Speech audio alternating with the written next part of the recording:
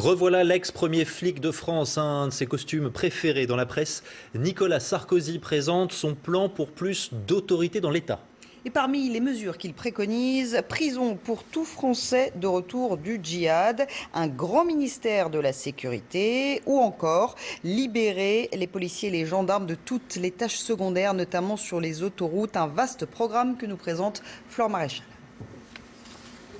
Nicolas Sarkozy renoue avec son thème de prédilection, la sécurité. Et il en profite pour critiquer l'action gouvernementale. Il n'y a plus d'autorité de l'État, il faut tourner le dos à une politique pénale laxiste. Il faut, dit-il, que les forces de l'ordre puissent se concentrer sur leurs missions essentielles. Alors il suggère quelques idées inattendues.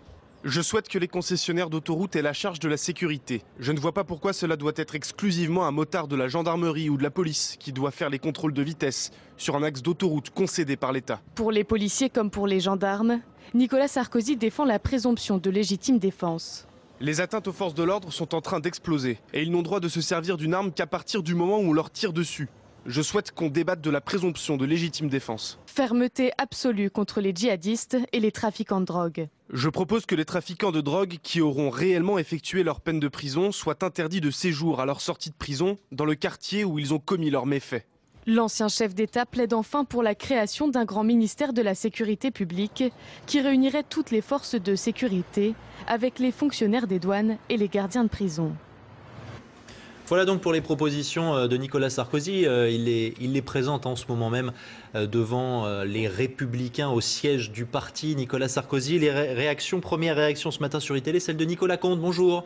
Merci d'être en direct avec nous. Vous êtes secrétaire général adjoint, porte-parole du syndicat Unité SGT Police FO. On va entrer dans le détail de ces propositions. Tiens, j'aimerais vous entendre sur l'idée avancée par Nicolas Sarkozy d'alléger la charge de travail des policiers et des gendarmes, par exemple sur les autoroutes, en confiant les contrôles de vitesse à des salariés des compagnies d'autoroutes. Qu'est-ce que vous en pensez ?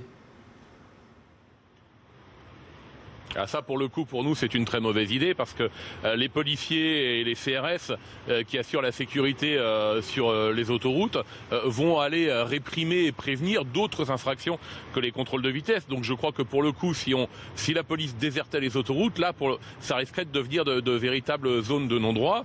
D'autre part, eh bien, le but des sociétés d'autoroutes, c'est le profit. Et si elles avaient comme coût supplémentaire la charge de la sécurité, ça se répercuterait sur les usagers, alors que ces mêmes usagers payent déjà pour leur sécurité dans le cadre de leurs impôts. Donc véritablement pour nous, la sécurité, c'est pas une marchandise, la sécurité c'est un droit, et c'est un droit qui doit être garanti par l'État, par le biais de la force qu'est la police nationale.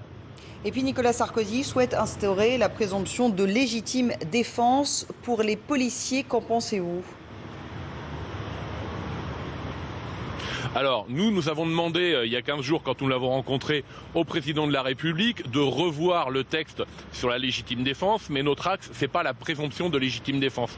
Notre axe, c'est la continuité de l'action, notamment par rapport à ce qui s'est passé avec des actes terroristes. Notre axe, c'est qu'on prenne en considération, finalement, ce que pouvait être le ressenti, par exemple, d'un policier lorsqu'il a à faire usage de son arme. Mais pour nous, et nous l'avions déjà expliqué à Nicolas Sarkozy en début d'année, la présomption de légitime défense n'aurait pas véritablement de sens, parce que soit elle est relative et elle peut être écartée par un magistrat, soit c'est une présomption de légitime défense absolue, c'est-à-dire qu'à partir du moment où quelqu'un qui est policier ouvre le feu, il n'y a aucune enquête à mener, et ça je crois que ça n'existe dans aucun pays démocratique. Nicolas Comte, vous le connaissez bien. Nicolas Sarkozy, il a été votre ministre de l'Intérieur. Vous avez l'impression que le discours a changé ou pas, ou qu'on est sur la même tonalité? Il parle d'une faillite en termes de sécurité du gouvernement actuel. Vous partagez ce sentiment, ou est-ce que vous avez l'impression de retrouver le même Nicolas Sarkozy qu'il y a quelques années?